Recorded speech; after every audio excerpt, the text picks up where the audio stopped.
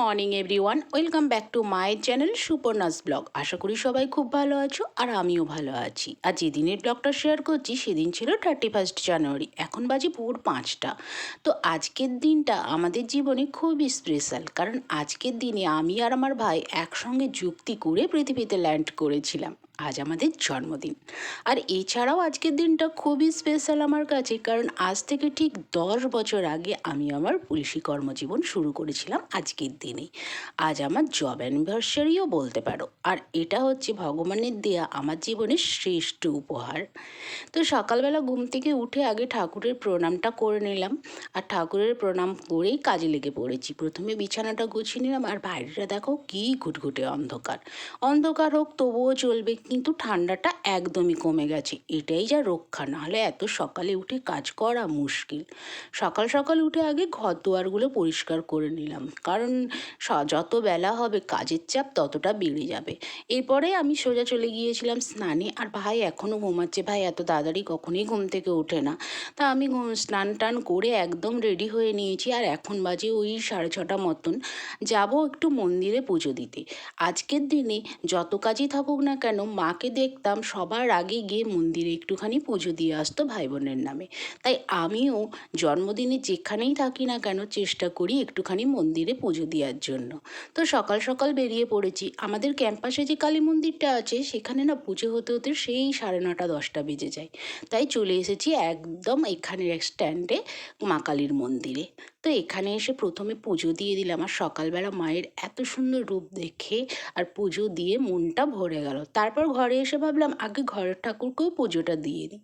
তো ঘরের পুজোও দিয়ে দিলাম। আর ভাইও এতক্ষণে ঘুম থেকে উঠে গেছে, ওকে পাঠিয়ে দিয়েছিলাম স্নান করতে।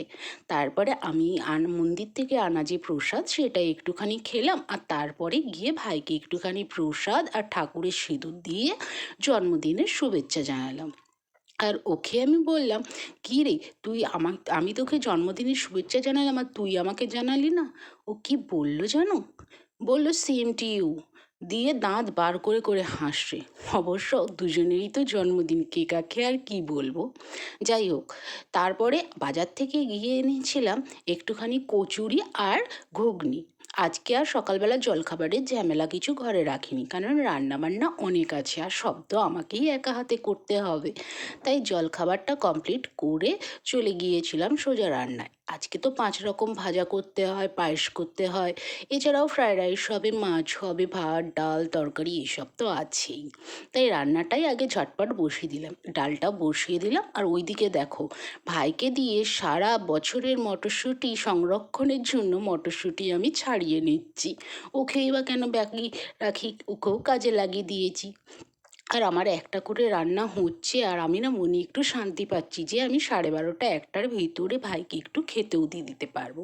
আর এইদিকে দেখো আমাদের বিল্ডিংয়ে আবার একটা কোয়ার্টার খালি হয়ে গেল। তাদের কর্মজীবনের শেষ, তারা এবার চললো নিজেদের বাড়ি। তো আমার রান্নাবান্না কমপ্লিট হয়ে গেছে। আমি এখানে এই যে ভাইয়ের থালাটা সুন্দর করে সাজিয়েও নিয়েছি, দিয়ে ভাইকে খেতে দিয়ে দিয়েছি। আর আমিও তারপরে খাবারটা খেয়ে নিয়েছি। আমি আর কি খেলাম সেটা ভিডিও করলাম না, কারণ ওই যে দূরে দেখছো বাসনপত্র সেগুলো নিয়েই আমি খেতে বসে পড়েছি।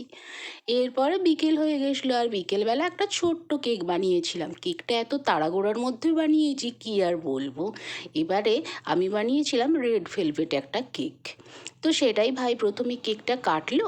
আর তারপর তো আমি নিজেও একটু ভাইকে খাইয়ে দিয়ে নিজেই বসে পড়েছি কেক খেতে।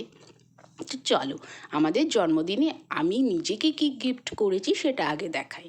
তো এইটা হচ্ছে আমাদের যখন পাসিং আউট হয়েছিল, এই ছবিটা সবাইকে একটা করে দেওয়া হয়েছিল। আজ 10 বছরে আমার এটা বাঁধাবার মতন সময় হয়ে ওঠেনি। তো এটা ফাইনালি পাঠালাম। এটা আমার কাছে একটা বড় গিফট।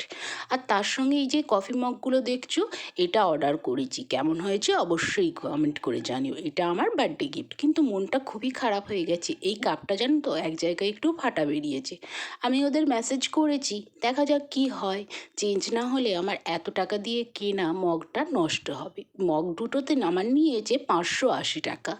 তো যাই হোক, এবার ভাইকে গিফট দিয়ে দিলাম। ভাই যে জামাটা পরে আছে ওটাও বার্থডে গিফট আমি দিয়েছি, আর তার সঙ্গেই স্পিকারটা। আর এটা পেয়ে তো প্রচণ্ড খুশি হয়েছে। যাই হোক, আমি ব্লগটা এখনই শেষ করে দিচ্ছি। তোমাদের ভিডিওটা কেমন লাগলো অবশ্যই কমেন্ট করে জানিও, আর ভালো লাগলে প্লিজ একটা লাইক দিয়ে চ্যানেলটা সাবস্ক্রাইব করে পাশে থাকো। আর ফেসবুকে দেখে থাকলে প্লিজ চ্যানেলটা একটু ফলো করো।